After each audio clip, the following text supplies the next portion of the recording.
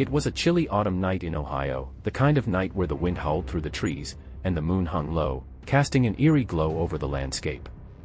I had been working as a delivery driver for a local pizza place for a few months, and while the job had its share of late-night shenanigans, nothing could prepare me for what lay ahead.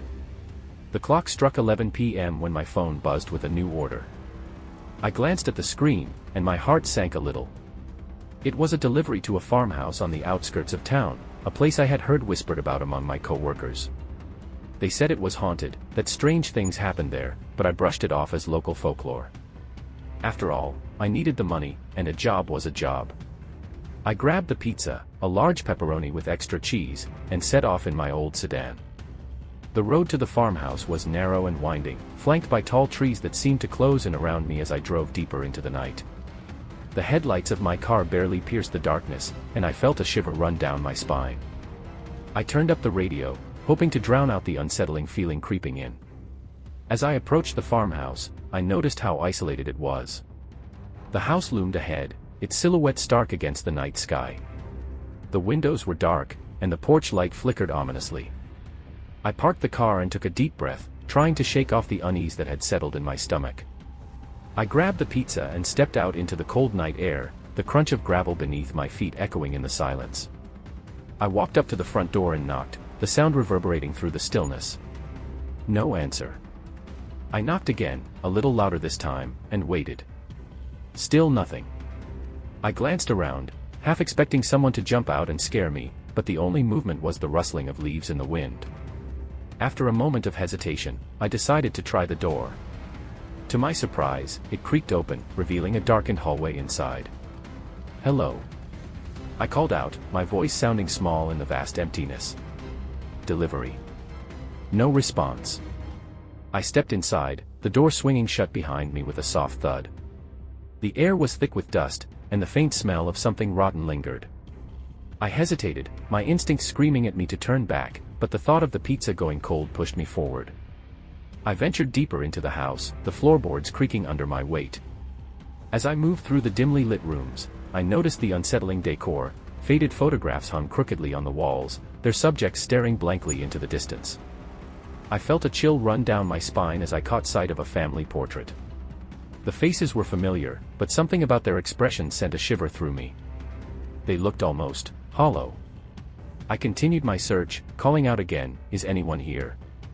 My voice echoed back, unanswered.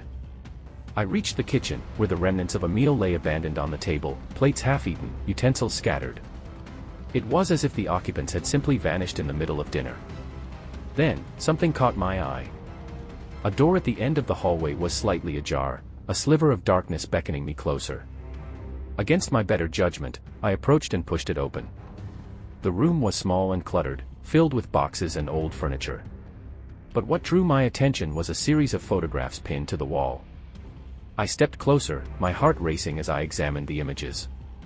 They were disturbing, pictures of people, some of whom I recognized from the family portrait, but others were strangers. Each photo was marked with dates and locations, and as I scanned the wall, a sickening realization washed over me. These were not just photographs, they were evidence of something sinister. Suddenly, I heard a noise behind me, a soft creak, like footsteps on the floorboards. My heart raced as I turned, but there was no one there. Panic surged through me, and I knew I had to get out of that house. I backed away from the wall, my eyes darting around the room, searching for an escape. Just as I turned to leave, I caught a glimpse of movement in the corner of my eye. A shadow flitted past the doorway, and I froze, my breath hitching in my throat. I was not alone. The realization hit me like a punch to the gut. I had to escape before whatever was lurking in this house found me. I bolted for the front door, adrenaline coursing through my veins. As I reached for the handle, I heard a voice, a low, chilling whisper that sent ice through my veins. "You shouldn't have come here." I yanked the door open and stumbled outside, the cool night air hitting my face like a slap. I didn't look back as I sprinted toward my car, my heart pounding in my chest. The gravel crunched beneath my feet, and I could feel the weight of the darkness pressing in around me. I fumbled for my keys, my hands shaking as I desperately searched my pockets. Finally, I found them and unlocked the car door, diving inside and slamming it shut behind me. I took a moment to catch my breath, my mind racing with the images I had just seen. The photographs, the abandoned meal, the whisper, everything felt surreal, like a nightmare I couldn't wake up from. I glanced in the rearview mirror, half expecting to see someone standing behind me, but the night was still and empty. I started the engine, the sound breaking the silence, and pulled away from the farmhouse, my tires kicking up gravel as I sped down the narrow road. I couldn't shake the feeling that I was being watched, that something was following me. I kept glancing in the mirror, but the darkness swallowed everything behind me. As I drove, I tried to piece together what I had just experienced. The photographs haunted me, each one a chilling reminder of the lives that had been touched by whatever horror had unfolded in that house. I thought about calling the police, but what would I even say? I delivered a pizza to a creepy farmhouse and saw some disturbing photos. They'd probably laugh me off the phone. Instead, I decided to head back to town and gather my thoughts. I needed to talk to someone who might know more about the farmhouse and its history. Maybe there were rumors or stories that could explain what I had stumbled upon. The thought of returning to that place made my skin crawl, but I couldn't shake the feeling that I had uncovered something important, something that needed to be addressed. As I drove through the quiet streets of the small town, I noticed the familiar landmarks, the diner where I often grabbed coffee, the gas station where I filled up my tank. Everything felt normal, yet I couldn't shake the sense of dread that clung to me like a shadow. I parked outside the diner, the neon sign flickering in the darkness, and stepped inside. The warm light and the smell of coffee were comforting, but I couldn't relax. I spotted a few locals at the counter, chatting and laughing, but my mind was elsewhere. I approached the waitress, a friendly woman named Linda who had served me countless times before. "Hey, Linda, do you know anything about that old farmhouse out on the edge of town?" I asked, trying to keep my voice steady. Her expression changed instantly, a flicker of recognition crossing her face. "You mean the one that's been abandoned for years? People say it's haunted. No one goes near it." "Haunted?" I echoed, trying to mask my unease. "What do you mean?" She leaned in closer, lowering her voice. "There were some strange things that happened there a long time ago. A family lived there, but they just disappeared. No one knows what happened to them. Some say they were taken, others say they just left in the night. But ever since then, people have reported hearing noises and seeing shadows. It's best to stay away." I felt a chill run down my spine as I recalled the whisper I had heard in the house. "I was just there," I admitted, my voice barely above a whisper.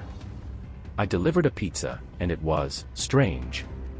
There were photographs on the wall, pictures of people, some of whom looked like the family that used to live there."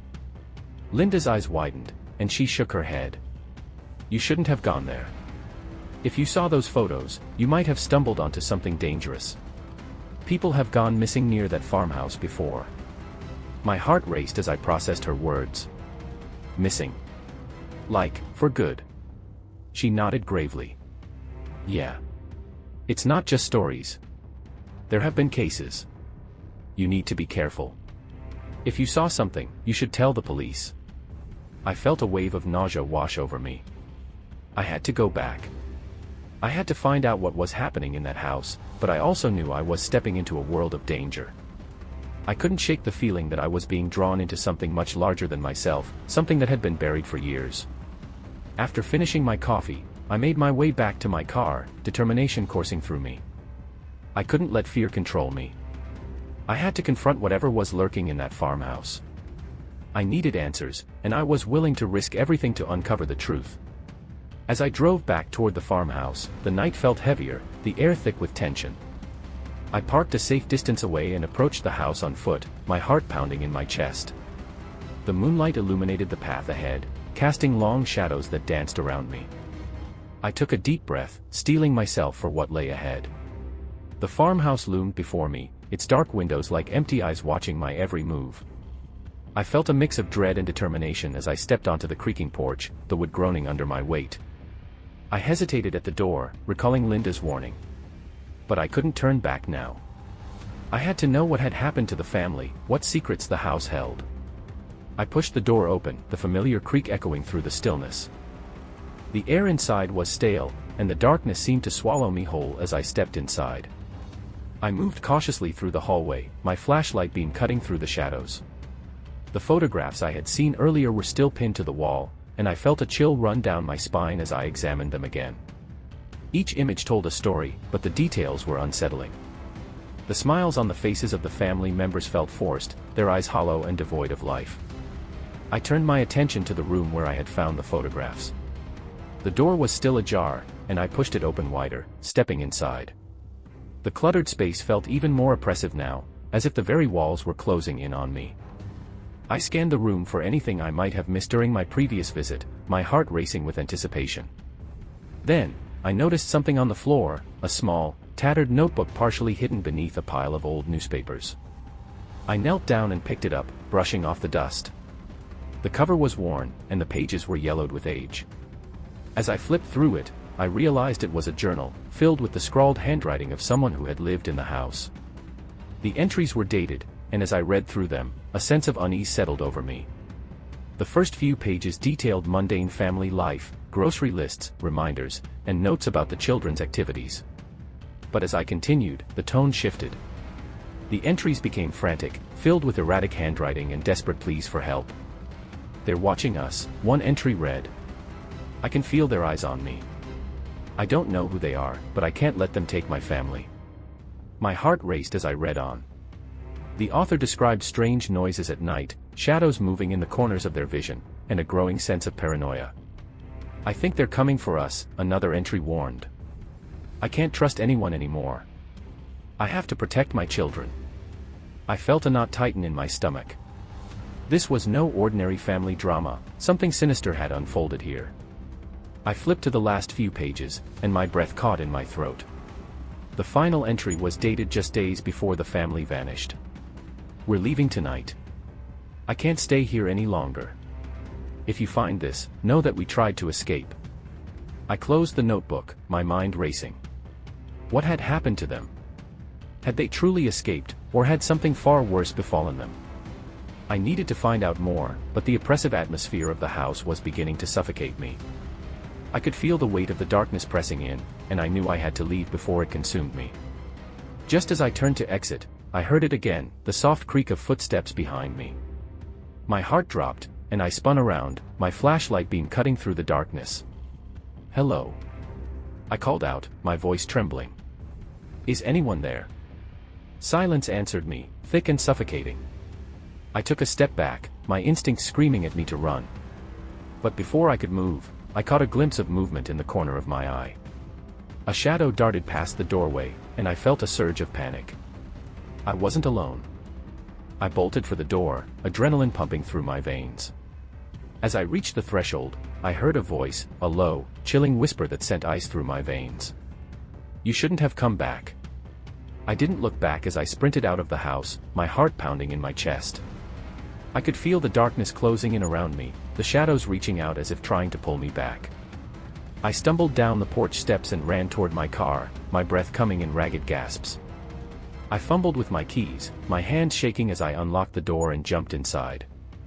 I slammed the door shut and locked it, my heart racing as I glanced around, half expecting to see someone standing outside.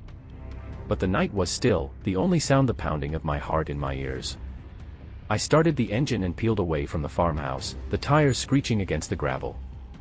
As I drove, I couldn't shake the feeling that I was being followed, that something was lurking just out of sight.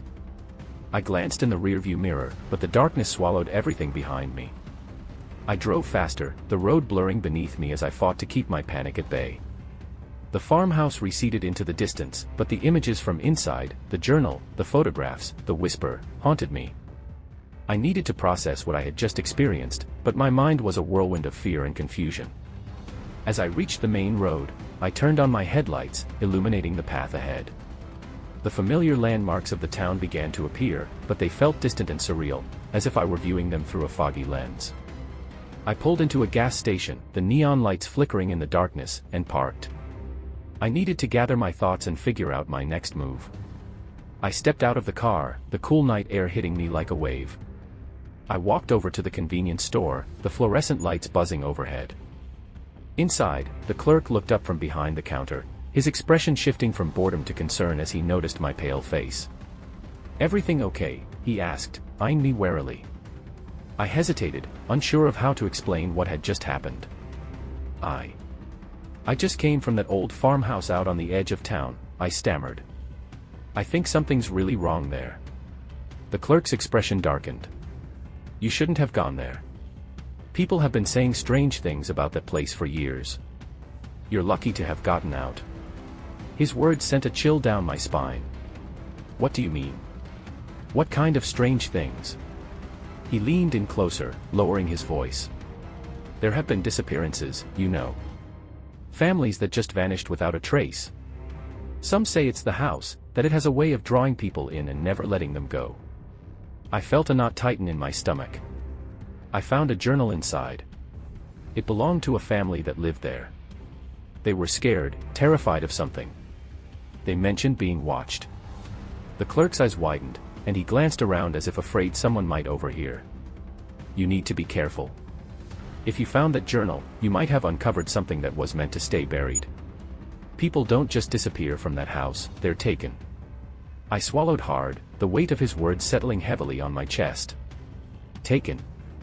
By who? He shook his head, his expression grave. No one knows. But there are rumors, whispers of a figure that haunts the area, someone who preys on the vulnerable. It's best to stay away from that farmhouse and forget what you saw. I nodded, feeling a mix of fear and determination.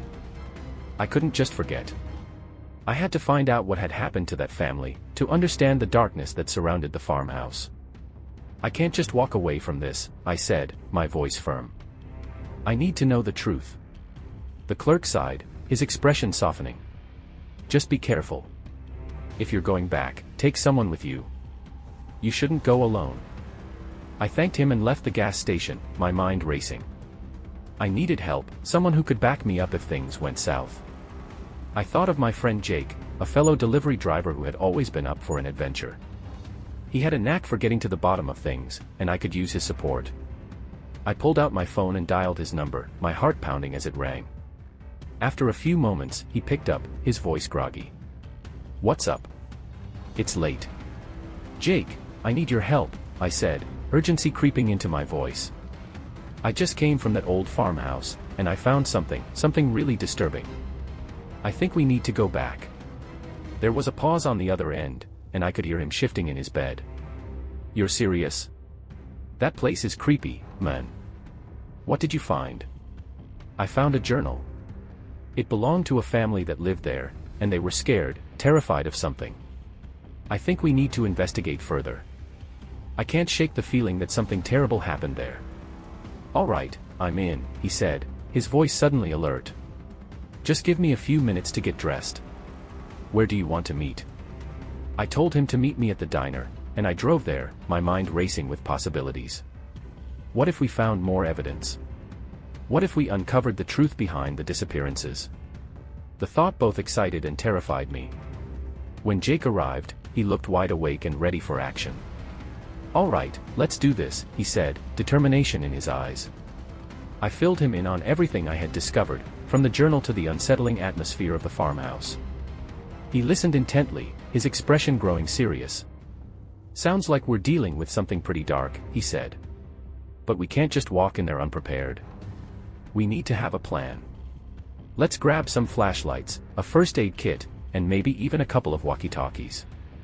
If things go sideways, we need a way to communicate.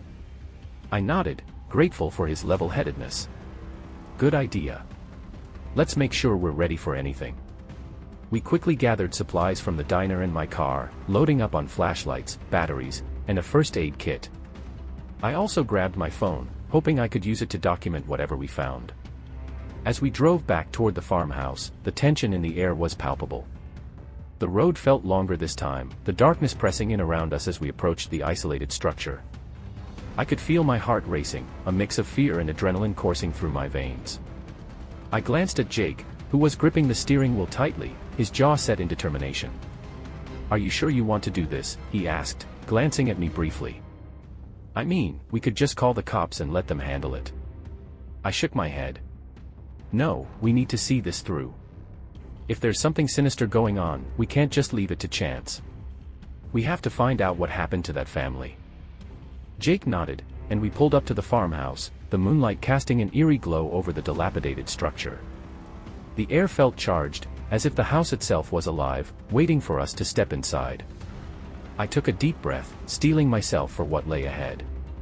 We parked the car and stepped out, the crunch of gravel beneath our feet echoing in the stillness. I flicked on my flashlight, the beam cutting through the darkness as we approached the front door. It stood slightly ajar, just as I had left it, and I felt a shiver run down my spine. "Ready?" Jake asked, his voice low. "Yeah," I replied, though my heart was pounding in my chest. We pushed the door open and stepped inside, the familiar musty smell hitting us like a wave. The darkness enveloped us, and I felt a sense of foreboding wash over me. We moved cautiously through the hallway, the floorboards creaking beneath our weight. I led the way to the room where I had found the journal, my flashlight illuminating the cluttered space. The photographs still hung on the wall, their haunting faces staring back at us. "Let's check the journal again," I said, kneeling down to retrieve it from where I had left it. I flipped through the pages, my heart racing as I scanned the frantic entries. There has to be something here that can help us understand what happened. Jake stood guard near the door, his flashlight sweeping the room. "Keep an eye out. I don't like this place." I nodded, focusing on the journal. As I read through the entries again, I noticed something I hadn't before, a name mentioned repeatedly. "Mason," I murmured, tracing the letters with my finger. The father kept mentioning a Mason. He seemed to think Mason was involved in whatever was happening to them. "Who's Mason?" Jake asked, glancing over my shoulder. "I don't know. But it seems like he was someone they were afraid of. The last entry says they were planning to leave because of him. Maybe he's the reason they disappeared." Just then, I heard a noise, a soft thud from somewhere deeper in the house. My heart raced, and I exchanged a glance with Jake. "Did you hear that?" I whispered. "Yeah," he replied, his voice tense. "We should check it out." We moved cautiously toward the source of the sound, our flashlights illuminating the dark corners of the house. The atmosphere felt thick with tension, and I could feel the hairs on the back of my neck standing on end. As we approached a door at the end of the hallway, I could hear faint whispers, like a conversation just out of reach. "Do you hear that?" I asked, my voice barely above a whisper. Jake nodded, his expression serious. "It sounds like someone's in there." I took a deep breath, my heart pounding in my chest. "We have to see who it is. It could be someone who knows what happened to the family." We exchanged a determined glance and pushed the door open slowly. The room was dark, the only light coming from our flashlights. As we stepped inside, the whispers grew louder, but the room was empty. "Where are they?" I murmured, scanning the space. The walls were lined with more photographs, but these were different, more recent, depicting people I didn't recognize. Suddenly, I felt a chill run down my spine as I noticed something on the floor, a small, blood-stained piece of fabric. I bent down to examine it, my heart racing. "Jake, look at this." He stepped closer, his flashlight beam illuminating the fabric. It was torn and frayed, a deep crimson color that sent a wave of nausea through me. "What the hell is that?" he asked, his voice low and tense. "I don't know, but it looks like it could be from a shirt or something," I replied, my stomach churning. "This is bad, Jake. We need to get out of here." Just as I stood up, I heard the whispers again, clearer this time. They seemed to be coming from behind a large, dusty curtain that hung in the corner of the room. My heart raced as I exchanged a glance with Jake. "Should we check it out?" I asked, my voice barely above a whisper. "Let's be careful," he replied, his eyes narrowing in concentration. We approached the curtain slowly, the air thick with tension. I could feel my pulse pounding in my ears as I reached out and pulled the curtain aside. What lay behind it sent a jolt of terror through me. The room was a small, makeshift space filled with old furniture and boxes, but what caught my attention was a series of photographs pinned to the wall. They were all of different people, but they all had one thing in common: they were missing persons from the area, their faces marked with dates and locations. "Oh my God," I breathed, stepping back in shock. "These are the people who disappeared." Jake's face paled as he scanned the wall. "This is insane. Whoever was living here was keeping track of them."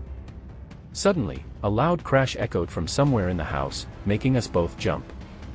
"We need to go, now," I shouted, my instinct screaming at me to run.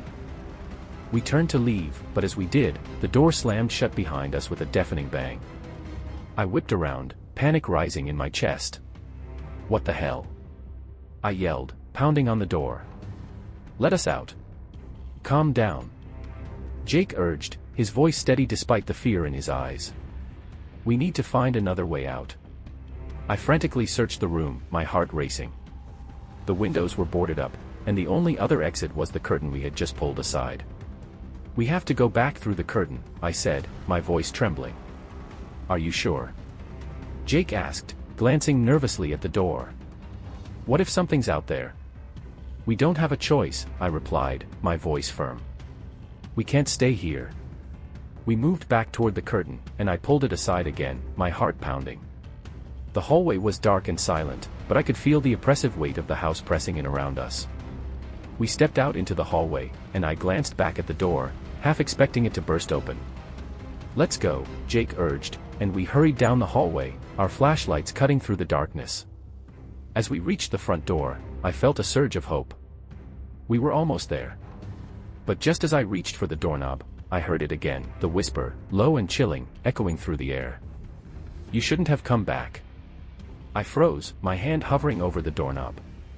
"Did you hear that?" I whispered, my voice shaking. "Yeah," Jake replied, his eyes wide with fear. "We need to get out of here, now." I yanked the door open, and we stumbled outside, the cool night air hitting us like a wave. We didn't stop to look back as we sprinted toward the car, our hearts racing.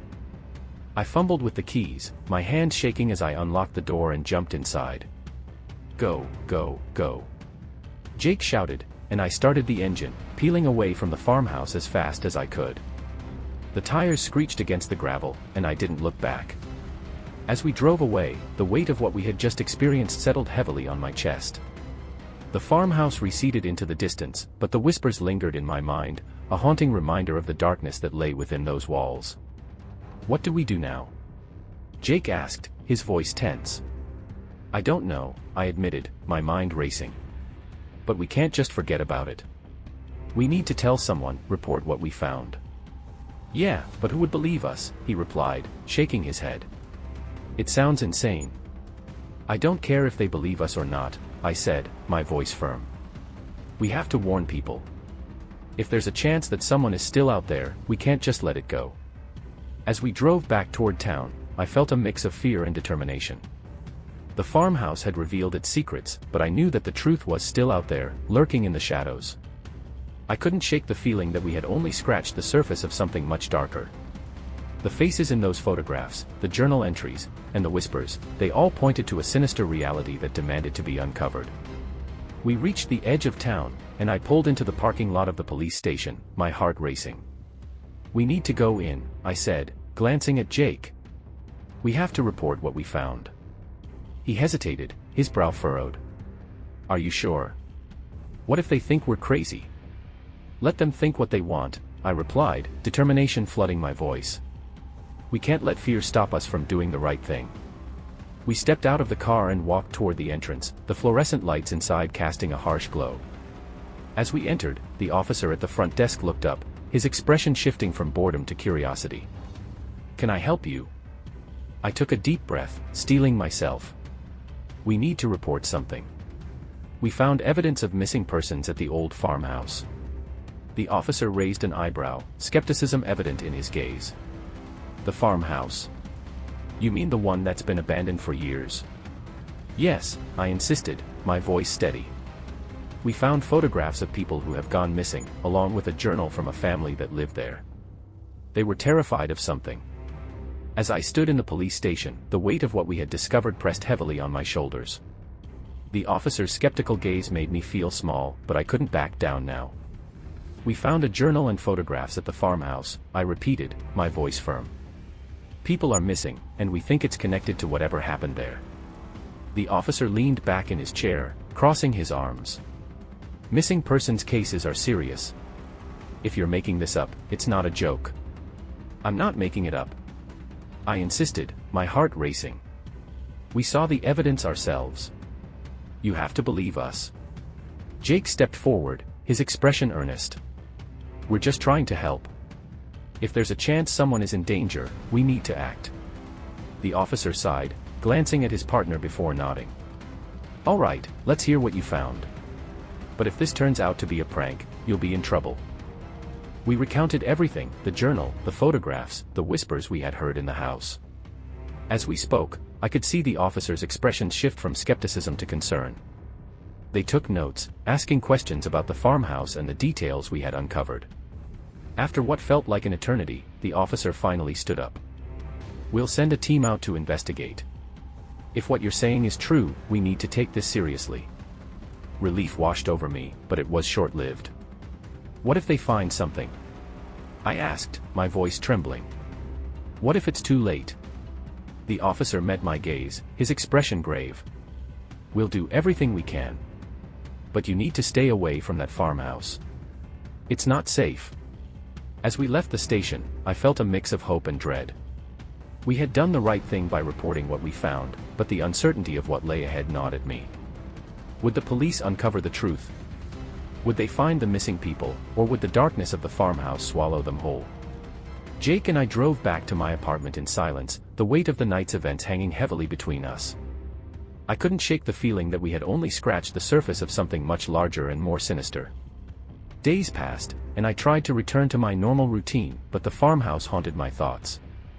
I kept replaying the images in my mind, the photographs, the journal, the whispers. I felt a sense of urgency, as if the truth was slipping away from me. Then, one evening, I received a call from the police.